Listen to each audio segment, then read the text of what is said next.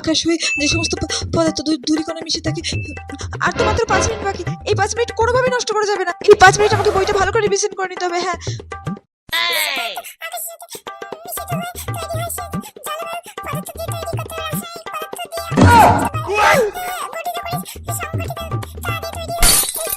বন্ধুরা দেখো, এই যে আমি ফার্স্ট টাইম জীবনে প্রথমবার বোর্ড এক্সাম দিতে এসেছি।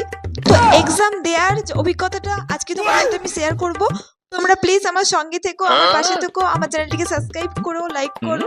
এক্সাম দিতে যাব আর হাতে মাত্র 5 মিনিট আছে। তো আমি ভাবলাম এই 5 মিনিট কোনোভাবে নষ্ট করা যাবে না, আমি তোমাদের সঙ্গে শেয়ার করি আমি কি করছি না করছি স্কুলে। তো দেখতেই পাচ্ছ এই যে চারিপাশে সবাই পড়াশোনা করছে, বাইরে সবাই দাঁড়িয়ে আছে, আর ওইদিকে দেখো অনেক দোকান বসেছে।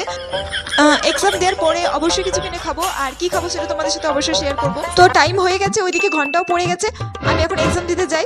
এক্সাম দিয়ে বেরোনোর পর তোমাদের সাথে আমি আবার কথা বলছি। তোমরা প্লিজ লাইক কমেন্ট শেয়ার করতে থাকো। Bye bye.